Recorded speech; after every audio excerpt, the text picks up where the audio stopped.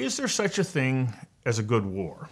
According to Seth Klein, there is, especially when the enemy poses a threat to not just human life, but the world as we know it. For Klein, that enemy is anthropogenic climate change, and he says we need to rally the Canadian government and its citizens in a war on CO2 emissions. Klein, in his book, dug deep into the strategies used during the Second World War and discovered how wartime propaganda and community efforts can be repurposed today for a Green New Deal. He contends a rapid transition to a carbon neutral or even a carbon zero future is possible, and that transition will create jobs, reduce inequality, and tackle climate change. So is Klein's belief that we can come together to mobilize in a wartime fashion misguided? He says no. Just look to COVID-19. The pandemic demonstrates something powerful can happen because when we name the crisis and then respond in a wartime-scale action, we create a new sense of shared purpose, a renewed unity, and that liberates a level of political action that seemed previously impossible. In other words, Klein says, we can do this.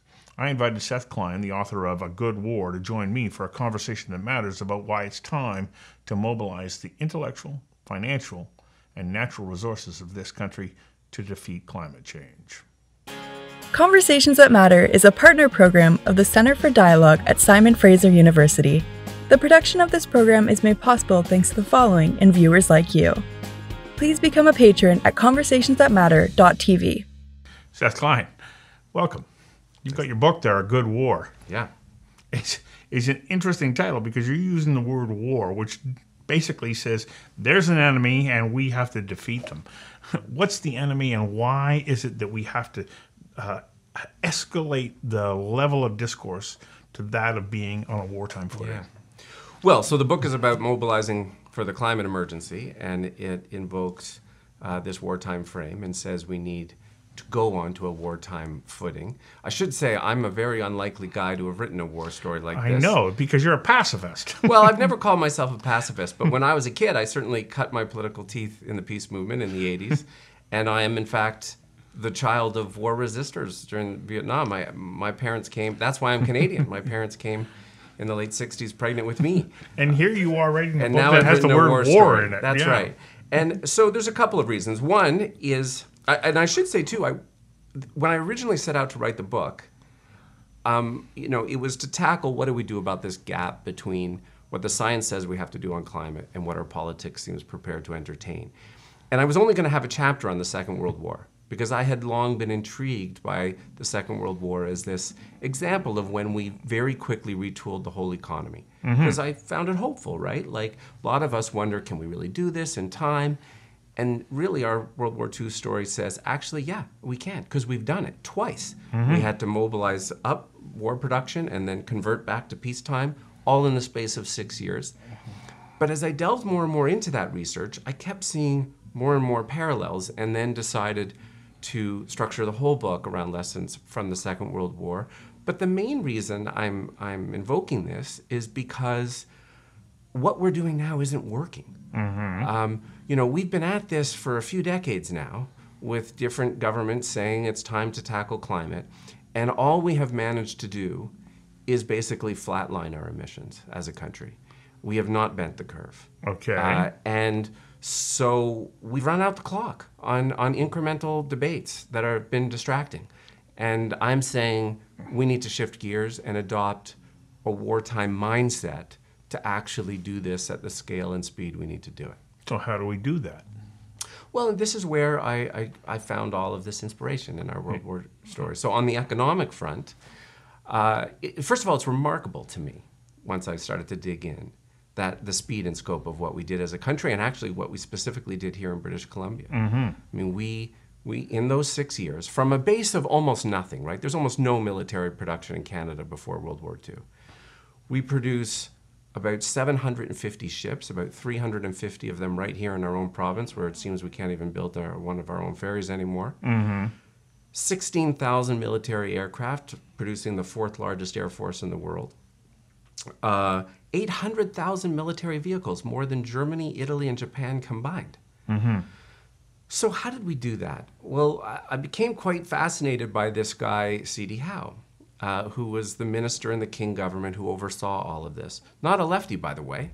No. You know, on the right wing of the Liberal Party, had come out of the private sector, made a lot of money. But he became really seized by this task.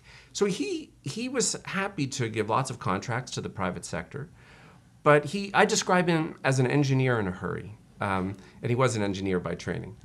And so anytime the private sector couldn't quickly do what he needed done, he created another crown corporation to do it. He created 28 crown corporations in the course of World War II across these areas to drive that change. He also, what he basically did is he started by taking an inventory. What do we need? And what have we got? What can we produce? And then he set about filling the gap, either through contracts to the private sector or new crown corporations. And then he carefully coordinated all the supply chains, all the key inputs, machine tools, rubber, silk, oil, coal, timber. All of them are being carefully coordinated to prioritize wartime production. He starts recruiting friends from the private sector, including some prominent British Columbians like Macmillan, H.R. Macmillan, Woodward. They all abandoned their private sector posts to go become dollar-a-year men for C.D. Howe, overseeing much of this. And I think that's what we need to do today. We need to take an inventory of how many solar arrays do we need, how many wind turbines, how many electric buses, how many electric heat pumps.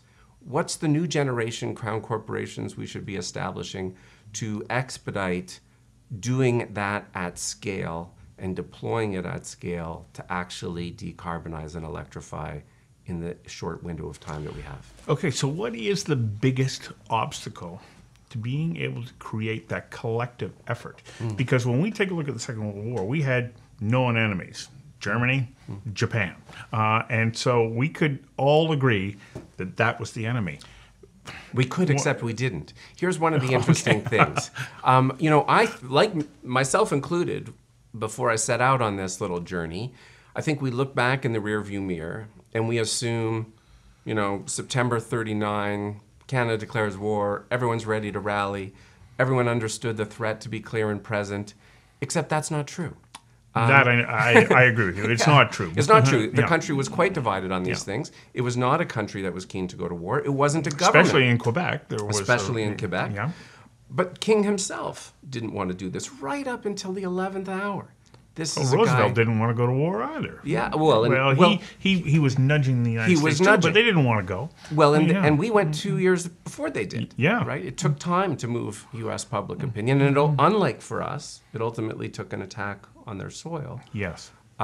Which is an interesting point of comparison.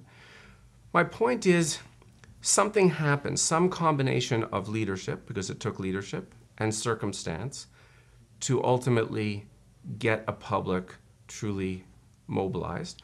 Now, interestingly, you know, I wrote this whole book before the pandemic, and I shipped it off for final copy edit 3 days before the pandemic.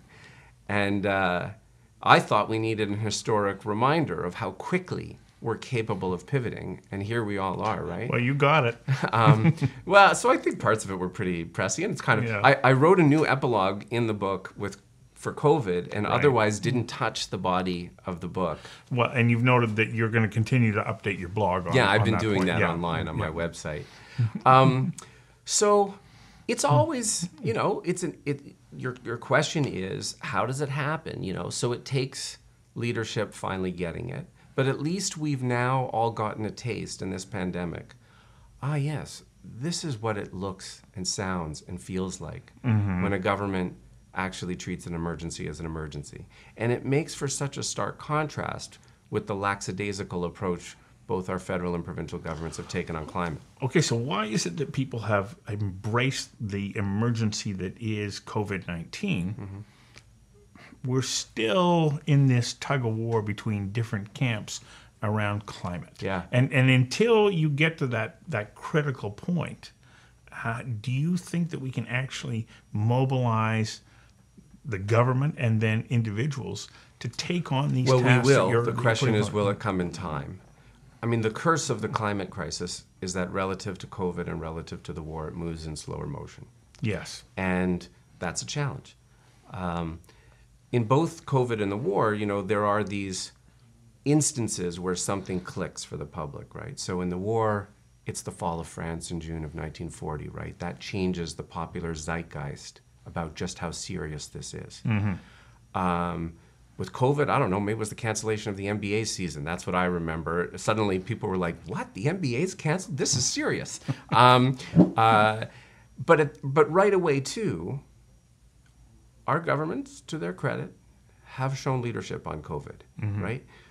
When our governments start having daily press briefings, when they invoke emergency acts as necessary, when they strike special committees of cabinet to coordinate emergency actions, when they commandeer buildings and assets as required or supply chains, they're signaling, okay, it's an emergency. Now, you contrast that with climate, where the messaging is totally confusing. Yes, right? it is. What does it mean for last summer Justin Trudeau to pass a climate emergency motion in the House of Commons one day and reapprove the Trans Mountain Pipeline the very next day? That's confusing. Or within our media landscape, what does it mean that we allow advertising by fossil fuel cars and gas stations? We don't do that for tobacco. So if you're someone in the public or a young person and you're told on the one hand, hey, this is an emergency, on the other hand, they're still advertising to you, that's confusing. That's not consistent messaging. Well, it's muddied waters because smoking, I can look at and go, ugh, you do that, you're going to die directly, and you're going to impact me. Yeah. Okay, we want to take on the fossil fuel sector. You're going to take that away, and you're going to give me what? Because solar and wind aren't going to be up to the challenge of completely replacing the easy access to energy that comes through the burning of fossil fuels. And so this is where I think people start to get a little worried. Yeah. Well, hang on a second here. You mean I can't drive my car? I can't heat my house? I can't turn on the lights whenever I want to? Well, people rightly have all kinds of questions, and they can't yet imagine, and I would say this is part of the failure of leadership, they can't imagine what that alternative life looks like. How do I get around? What does my house look like? How does it get heated? How do I make a living? Can I still enjoy the leisure parts of my life? These are all entirely legitimate questions that our public institutions have failed to answer, even though the answers are there. I outline them in my book. And, at the very basic level, I commissioned some original polling for my book from Abacus Research. And I found some very hopeful stuff in there. The public gets the emergency. And incidentally, I've tried to recast some of the extreme weather events we've experienced as attacks on our soil. Let's think about them that way. Yeah. And they're ready for bold action. Actually, the public is ahead of our politics in terms of that. Well, I was surprised to see that you even mentioned in Alberta the numbers are much higher than you would anticipate. So you mentioned Quebec before. So the opinion polling nationally ranges from a high in Quebec in terms of their readiness for action to a low in Alberta. But even in Alberta, the level of support is remarkably high. But, not to get too Pollyanna about this, the landscape is confusing. So the good news is the terrain has really shifted in the last couple of years. The student strikes, extreme weather events, Indigenous solidarity stuff, all of that has shifted the terrain. But at the level of basic climate literacy, only about half of Canadians can correctly identify the main source of global warming as the combustion of fossil fuels. Namely coal for the production of electricity. Well, yeah. I mean, not an issue in our province, but it certainly is in others. No, but globally it is. And globally it is. So whatever the fossil fuel is, whether it's coal or gas or oil, the public doesn't actually understand, which is an incredible indictment of the fact that our governments and the media have not done some of their basic job in terms of boosting that level of literacy. And consequently, you end up with confusing polling results where people will say, on the one hand, I'm ready for action and I support the expansion of LNG or the tar sands, because why not? Okay, so is the answer, and I know that this is what you're suggesting in your book, that we mobilize, that the government get involved in R&D, the creation of these crown corporations that are going to put money and brain power behind developing a wide range of solutions that are going to reduce our carbon footprint? Or do we also need to take a look at what's our population footprint? Because people consume energy. The more people there are, the more energy that gets consumed. There's a couple things in your question. So first of all, what do I want from our government? Right. I want to see them adopt an actual emergency wartime footing, and I think there are a few signs of when you know that that's happened. We're getting a taste of that in the pandemic. Yes. You adopt a wartime or emergency mindset. That helps to liberate a kind of level of collective purpose and makes new things possible. You expect to see your government spend and invest to win, right? Like we've seen in the pandemic, like we saw in the war, like we have decidedly not seen with respect to climate. You would expect them to create new economic institutions to get the job done. So that's what I mean by that new generation of crown corporations. And by the way, I still think there's a role for the private sector in all of this. But there was a huge role for the private sector in the Second World War, but what they didn't get to do was decide on the allocation of scarce resources, because you don't do that in an emergency. And I think that's the mindset we need today. You're secondarily bringing in the population question, and the population needs to level off at some point. It will level off in the next few 40 decades. years.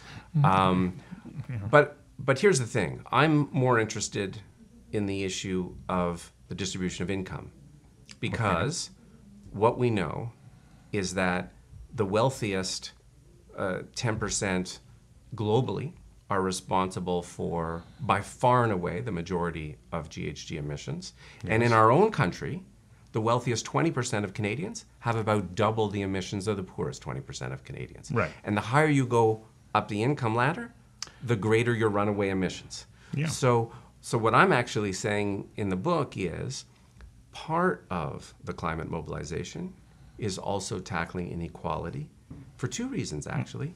One is because inequality drives increased emissions, GHG emissions, but also because that's how you win. That's how you mobilize people.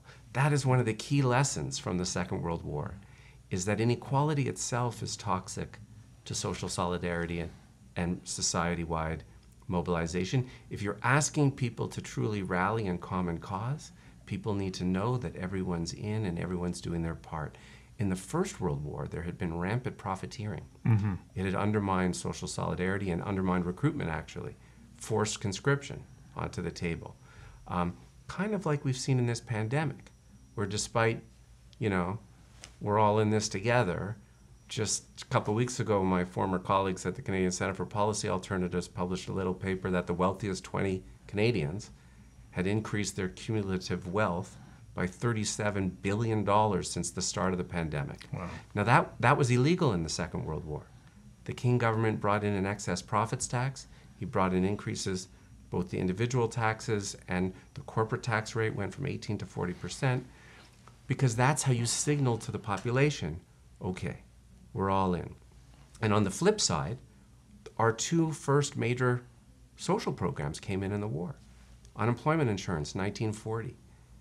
The family allowance in 1944. The whole architecture of the modern Canadian post-war welfare state is written in the Marsh Report during the Second World War and is offered as a promise to Canadians that not only are we asking you to rally in defense of democracy and against fascism, we're making a pledge to you that you're not going to come back to the same country you left. That, to me, is the power of something like the Green New Deal.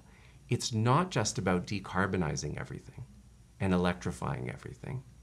It's also about creating a better society that can actually, and the promise of which gets everyone on the bus. There's no doubt that if we can develop those technologies and innovations that are going to change the way in which we produce the energy that's needed to maintain our quality of life, Canada and all of us will benefit. But if we go back to the war, we can see that there was a price still of sacrifice that was made by the average person. Do you foresee that if we do, as you suggest in your book? Well, it's a mix. By the way, interestingly, the kind of sharing that occurred, there was rationing and so on, and there was sacrifice in the Second World War. Interestingly, meat consumption went up in the war because lower income people under rationing could eat more meat than they did before the war. Right. So yes, there's sacrifice. There's also, lots of people have written about how at a kind of psychological level, people remember this period with great fondness. That Well, because there was a collective experience. collective experience, Yep. collective meaning and purpose. So part of what I'm arguing in the book is that, yeah, this is going to be harder and more challenging than our governments are telling you. Our governments are basically telling, this is pretty easy, you can do it, you don't have to make any hard choices. And I'm trying to say, no, let's tell the truth. There are some hard choices. We can't keep doing everything the same way. But I'm also saying that when we start to paint that picture of what our neighborhoods look like when we're serious about this, what our transportation looks like, what our health looks like, that it's actually a better world. It's a good life, and in some ways, a more meaningful life than the one we'll be leaving behind. Well, you present some really great ideas in here, and as you say, you tell the truth, which is, I applaud you. It's a good book. It's a good bit of work, and I'm sure that it was quite a bit. Thanks for coming in and sharing Thanks, this. Yeah.